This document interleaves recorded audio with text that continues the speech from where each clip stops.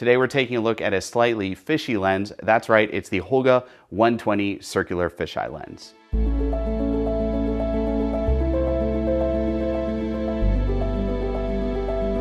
Hey everyone, Sean here with Film Friday, and two of the things I most love in film photography is Holga cameras like this Holga 120N, and I also love fisheye lenses. I've got a huge collection of weird lo-fi fisheyes, and this is one of my favorites. More of one of my new favorites because I actually just picked it up recently. This is the Holga 120 circular fisheye lens. You put this lens on a Holga 120N medium format 6x6 camera and you get a circular fisheye on the film negative. And this is a really fun creative tool if you shoot with Holga cameras and you want to try something a little different. You just pop the lens on the front.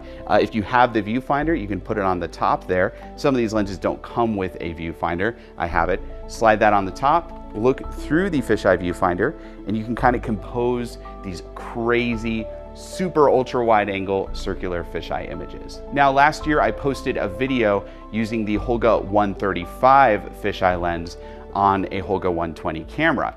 And I used to think that the 135 and the 120 Holga fisheye were the same exact thing. I thought they were just labeled differently.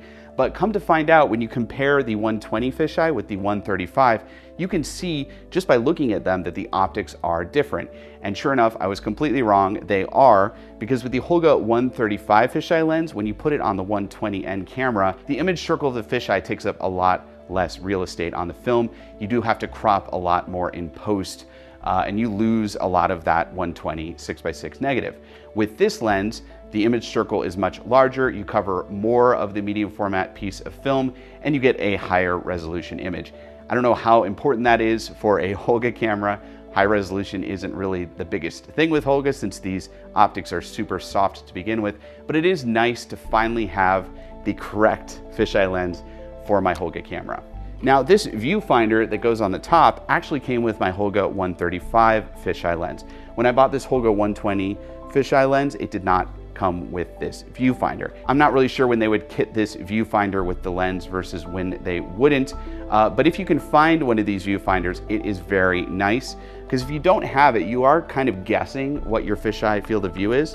But when you do have it on the top of your Holga 120N, it's a lot easier to get an idea of what you're going to capture in your image. Fisheye is super wide, and you really need the viewfinder to see how wide it's going to be.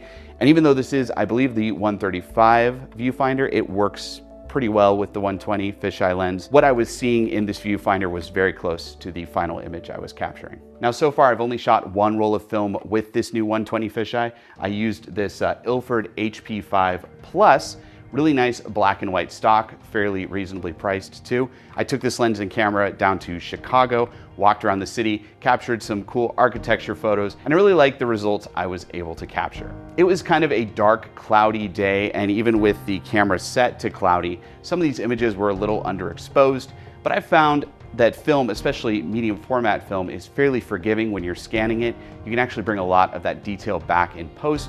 So I brightened up some of these shots when I edited them, and even with the darker exposures, I was able to get some of that detail back. Now these are still super moody images of dark buildings, dark Gothic buildings, and there are a lot of shadows in it, but I kind of wanted that look, so I'm actually pretty happy with what I got. And here's a shot I took of the Chicago water tower. It looks like an old castle, and this is a good example of the difference between using the fisheye and not.